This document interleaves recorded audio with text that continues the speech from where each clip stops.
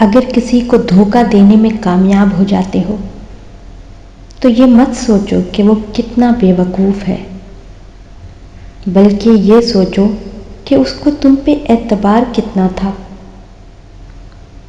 غصے کی حالت میں کوئی فیصلہ مت کرو، اور اگر خوش ہو تو کوئی وعدہ مت کرو۔ تمہاری نیت کی آزمائش اس وقت ہوتی ہے جب تم کسی ایسے انسان کی مدد کرو جس سے تمہیں کسی چیز کی امید نہ ہو۔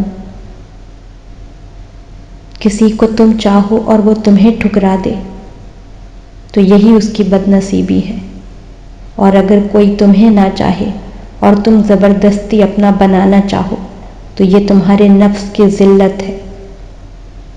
انسان کے بیمار ہونے کی بڑی وجہ دوستوں کی جدائی ہے۔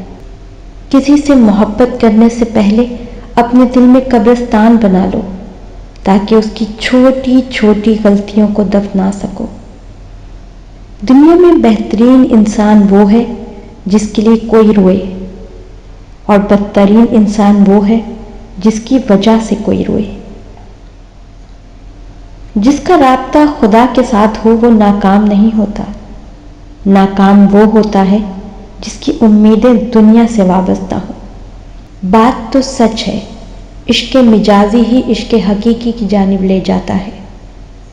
میں نے بہت سالوں تک ایک نامحرم کو محرم بنانے اور اس کی محبت پانے کی دعائیں مانگی ہیں، پر ہر دعا رد، شاید دعاؤں میں سچائی نہیں تھی۔ اور آج میری ہر دعا کی شروعات اور اختتام ان کلمات کی صورت ہوتا ہے: اے اللہ، مجھے صرف تیری محبت چاہیے، مجھے صرف تیری چاہ کی طلب ہے۔ مجھے اللہ کی محبت مل جائے تو میں زندگی بھر کسی محبت کی طلب نہ کروں۔ اور اس دعا میں سچائی ہے، بے شک اللہ معاف کرنے والا، غفور الرحیم ہے۔